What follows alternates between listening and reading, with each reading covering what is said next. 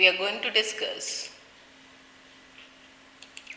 Dear students, today we are going to discuss poetry part 2, because this poetry part 1 is there in your second semester also, and this is we are dealing with the fourth semester.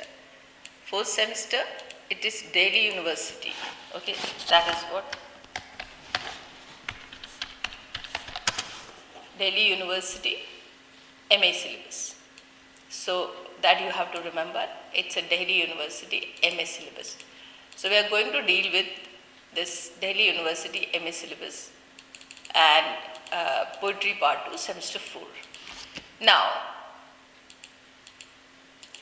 unit 1 is a narrative poetry that we have already done, and then unit 2 is nonsense poetry, that also has been done.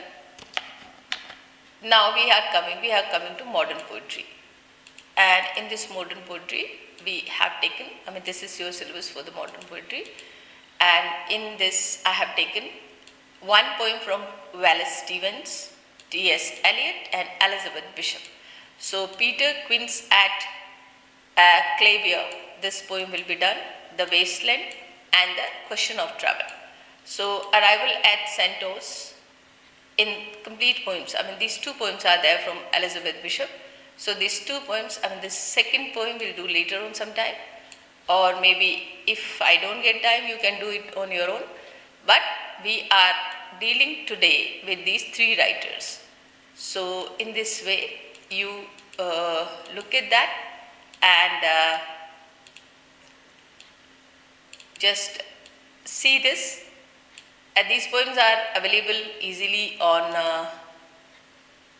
your this Google. Easily you can actually find out, easily scroll, so no problem. And let's come. So this is what I'm dealing with the syllabus. So you, for syllabus also you don't need to go to website and then find out where is the syllabus, what is that. And if you want to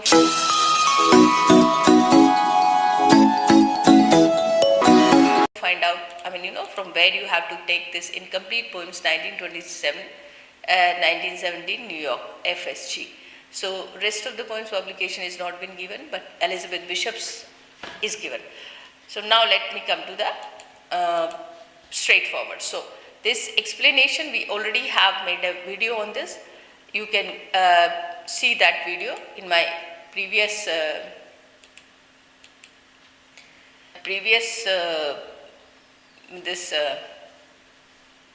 okay, wait a minute. Okay, in my previous videos you will find that this this portion is already done. We have already done it. Now, because in that earlier video I could not do that explanation part, so today we are going to deal with this explanation part, because this reading and everything is already done here. So let's come to the explanation, because if I am reading this poem again, it will make our video very long. So now straightforward explanation. As Stevens' work is known for its rich imagery, philosophical depth and exploration of the relationship between imagination and reality. So themes in Wallace Stevens' poetry is imagination and reality. Stevens frequently examines the interplay between the imaginative mind and external world. He explores how the imagination shapes our perception of reality and creates its own realities. The power of language, he was highly conscious, and the power of word to create, imagine and evoke sensory experiences. His poems are often filled with vivid and evocative language. The nature of beauty, Stevens was fascinated by the concept of beauty and its role in human experience. He often sought to capture the essence of beauty through his poetry. The role of the poet. He reflected on the poet's role as a creator of meaning and a shaper of perception. Abstract concepts. His poems often deal with abstract concepts such as being, nothingness and nature of consciousness. The use of color. Stevens uses color very effectively in his poems to create moods to give the reader a strong visual impression.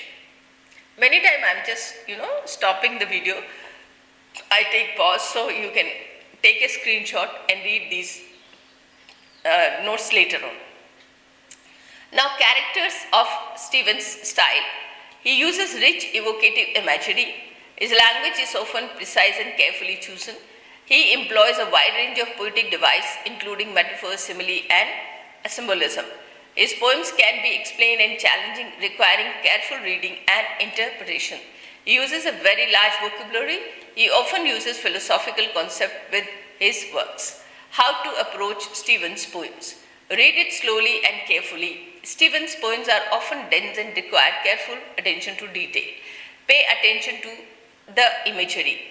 Notice the sensory detail and how they contribute to the overall meaning of the poem. Consider the language. Pay attention to the specific words Stevens uses and how they create meaning. Look for patterns and themes. Identify requiring images, motive, and ideas. Be open to multiple interpretations. Stevens' poems are often open to multiple interpretations, so don't be afraid to explore different possibilities. Example of well-known poems. The Snowman, Anecdote of the Jar, The 13 Ways of Looking at Blackbird, Sunday Morning, The Idea of Order at Key West. Peter Quint's At the Clavier is complex and evocative poem that weaves together biblical narrative, musical metaphor, and philosophical reflection. Here is a detailed summary of its key elements. So, this Peter Quint's The Clavier is a complex and evocative poem that weaves together biblical narrative, musical metaphor, and philosophical reflection. Here a detailed summary of its key elements. Now, biblical allusion. The poem draws inspiration from the apocryphal story of Susanna and the elder. Susanna, a beautiful woman, is spied upon while bathing by two elderly men who attempts to blackmail her. The story provides a foundation of the poem explore of the beauty, desire, and mortality. Musical metaphor. The title Peter Quint's The Clavier, a reference a character from the Shakespeare's A Midsummer Night's Dream. Stevens uses this figure as a kind of conductor at translating the emotion and even of the Susanna story into the musical term. The poem unfolds in four distinct moments with its own rhythm and tone. Stevens employs musical language to convey sensory experience and emotional response. He uses terms like pizzicato, chords, and viol to create a sense of musicality. So, if we talk about the theme, the beauty and sensuality, the poem explores the power of physical beauty and its ability to evoke desire. Susanna's beauty is a central focus. Mortality and immortality. Stevens contrasts the fleeting nature of physical beauty with enduring power of the art and memory. He suggests that while the body may perish, the essence of beauty can live in the mind and through artistic expression. The nature of art. The poem reflects on the artistic role of transforming experience in art. Peter Quint's act of playing the clavier become a metaphor for creative process. Interplay of sense. Stevens uses a lot of sensual languages to create a vivid experience for the reader. Summary of the poem, part 1. Sets the stage, introducing connection between music and feeling. Peter Quint begins his musical meditation on the story of Susanna, part 2. Focuses on Susanna's sensuality as she bathes. The language becomes lush and evocative, capturing the beauty of her form. Intrusion of the elders disrupt this idyllic sense. Depicts the elders' lustful gaze and tension of the situation. The musical language intensifies, reflects an emotional turmoil. Shifts to the philosophical reflection of the nature of beauty. Stevens asserts that the beauty is momentary in mind. The fifth tracing of the portal, but in the flash of the mortal. This section explores the idea that physical beauty, though transient, leave an enduring impression. In essence, Peter Quint's At the Clavier is a meditation on beauty, desire, and power of art and preserve a fleeting moment. It's a poem that demands close reading and devotes careful attention to its language and imagery. Peter Quint's At Clavier is crucial For understanding the poem's central metaphor and connection between music and feeling, let's break down by line. Just as my fingers on these keys make music, so a self-shame sound on my spirit make a music too. This establishes an analogy. Peter Quint and by extension Stevens is comparing the physical act of playing music on a keyboard of the emotional and spiritual music that arises within him. The same sounds implies that the external music trigger the internal parallel experience. Music is fleeing, then not sound. This is a key statement. Stevens argues that the essence of the music lies not in the physical sound themselves, but the emotions they evoke. It is the fleeing that gives sound its power, and thus it is that what I feel here is the room, desire you, thinking of your blue shadows, silk is music. Here, speaker connects his own desire and sensual thoughts to the concept of music, the memory of blue shadowed silk, likely referring to Susanna's garments, trigger an intense emotion response which he equates to music. This emphasizes that emotion itself can be a kind of music. It's like the strain waked in elders by Susanna. This directly linked the speaker's feeling to the elder's lustful desire of Susanna. The strain referred to intense emotion and physical reactions they experience of the green evening, clear and warm. As she bathed in her still garden while the red-eyed elder watching felt the basses of their wings to throb in watching coots and their thin blood pulse pizzicati of Hosanna. This vivid recreate the scenes of Susanna's bathing. The basses of their being throb suggest a deep primal string of the desire. Witching quotes implies almost magical, intoxicating effects of her beauty. Pulse pizzicati of Hosanna is a striking contrast. Pizzicati refer to the plucked strings, suggesting sharp, quick pulse of blood, while Hosanna is a religious exclamation of praise. The juxtaposition highlights the conflict between their lustful desire and sense of awe or reverence. The elders and experiences a mix of base desire and some close to the religious experience. I think these are the lines which are, I don't think you need again explanation of this. How these lines are being explained here. What is this pizzicati? Hosanna is a pizzicati referred to the plucked strings, suggesting sharp, quick pulse of blood, while Hosanna is religious exclamation of praises. The juxtaposition is highlight the conflict between their lustful desire and sense of awe or reverence. So this it's easy enough to understand. Come back again and listen it again. In essence, this passage conveys the idea that emotion can experience as a form of music, the power of beauty to evoke intense feeling, the connection between desire, sensuality, and artistic expression, that the memory of an event can trigger powerful emotional response. Stevens uses musical language to express the intensity of these emotions, blurring the lines between sensory experience and artistic creation. So this is how this explanation is there. So you can come back again, read it again, listen it again. It will definitely help you. Now this second part we are going to explain. In part 2 of Peter Quint set clear here, focus on a sensual depiction of Susanna's bathing and how the sensuality impact on those observing her. Let's break it down. In the green water, clear and warm, Susanna lay.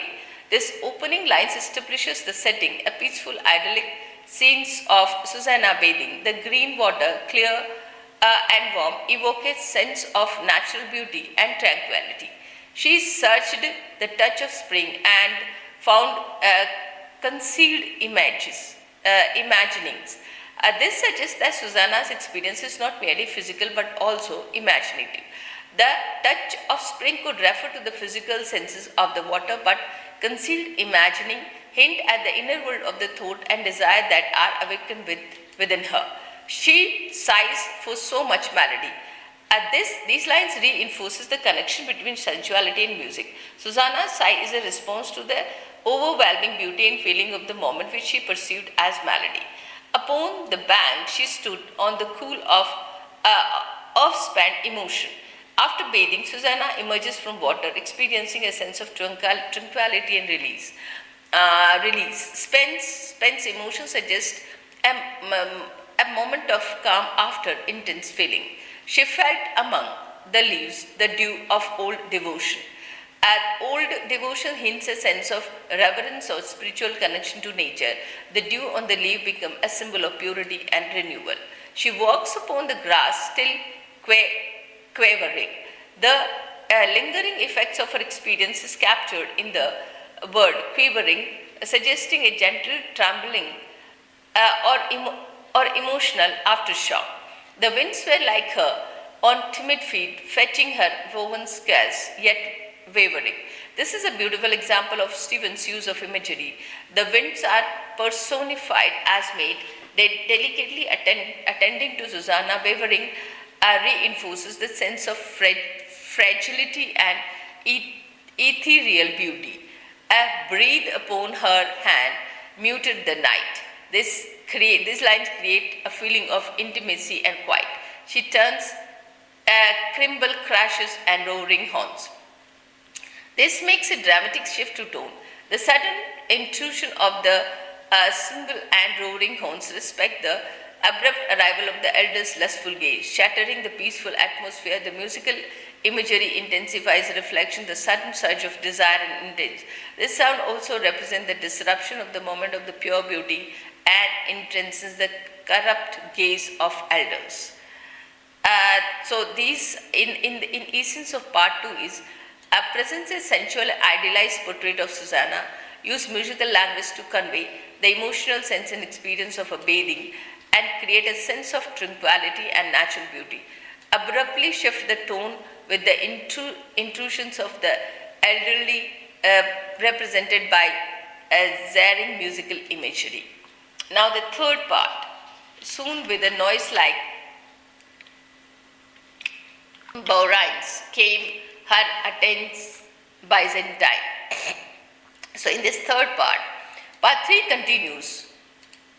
Part 3 continues the narrative and deepens emotional impact of these scenes, particularly Susanna's reaction to the elder intrusion. Let's analyze it. Soon, with a noise like tambourines, came her attendant Byzantine. The Byzantine here attends or handmaiden and noise like tambourine suggests a sudden, perhaps agitated arrival. This abrupt further contrasts with previous scenes imagery. It is worth noting that Byzantium was a place that held a lot of artistic and cultural importance. So too called Byzantine had a layer of sophistication of the poem. They wonder why Susanna cried against the elders by her side. This line reveals Susanna's distress. She is crying out against the elders, indicating her fear and violation. The attendants are perplexed, not fully understanding the situation. And as they worshipped and refrained, was like a willow swept by a rain. This is a beautiful and evocative smile. The whispering of the attendants and their confused murmurs is compared to the sound of willows, tree swept by rain. This creates a sense of melancholy and fragile reflection Susanna's vulnerability. Even their lamp uplift flame revealed Susanna and her shape. Even means soon. The light from their lamp exposes Susanna's vulnerability and the shame exposes upon her by elderly voyeurism. The light is not illuminating beauty but rather exposing a violation. And then the simpering Byzantine fled with a noise like tambourines. Simpering suggests a nervous, perhaps even slightly malicious quality to their reaction. They flee, repeating the noise like tambourine from their arrival, emphasizing the hasty and somewhat chaotic departure. Their fleeing also shows their inability to help understand the gravity of situation. This also shows the shame of Susanna, how it is being spread to those around. So the key points are: this section highlights Susanna's emotional distress and vulnerability. The imagery of the whispering attends the willows swept by rain creates a sense of melancholy and fragility. Lemp's light revealed the shame imposed upon Susanna. The reaction of Byzantine shows the spread of shame, the inability to of help other to help. The repetition of the tambourine emphasizes the chaotic and disturbing nature of the scene. Essentially, this part of the poem transition from essential beauty Susanna's bathing to the harsh reality of her violation and emotional aftermath. And then the fourth part we come. The part of Peter Quint's at Clavier shifts from the narrative of Susanna's to philosophical, a reflection on the nature of beauty and its relationship to mortality. Let's break it down. Beauty is a momentary in the mind, the fitful tracing a portal, but in the flesh of its immortal. This is the core sentiment of this section. Stephen contrasts the subjectivity and fleeting nature of the beauty perceived of the mind, tracing and its enduring presence in the physical world. The portal could present brief glimpses of excess and ideal. The body dies, the body beauty lives. This paradox emphasizes that while physical bodies are mortal, the essence of the beauty transcends death. It survives in memory, art, and enduring impact it has on its who witness. So evening dies in their green going, a wave interminably flowing.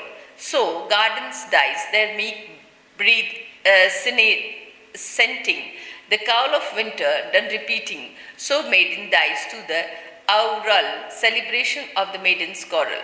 These lines use natural imagery to illustrate the cycle of the death renewal.